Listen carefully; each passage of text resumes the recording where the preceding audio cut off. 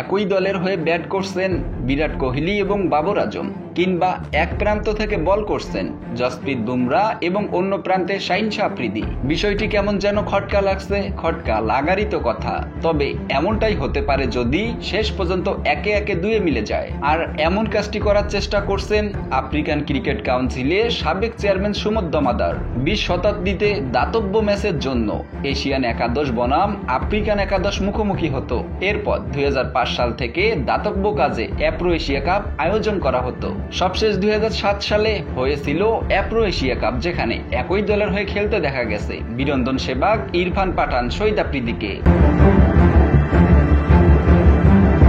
Asia একাদশ সাজানো হতো ভারত, পাকিস্তান, শ্রীলঙ্কা এবং বাংলাদেশের ক্রিকেটারদের নিয়ে। অন্যদিকে আফ্রিকা একাদশ সাজানো হতো দক্ষিণ আফ্রিকা, জিম্বাবুয়ে এবং কেনিয়ার ক্রিকেটারদের নিয়ে। 2005 সালে 3 ম্যাচের একদিনের সিরিজ হয়েছিল, যেটি 1-1 সমতায় শেষ হয়। 2007 সালে হওয়া টুর্নামেন্টটি একদিনের সঙ্গে টি-20 সিরিজও হয়েছিল।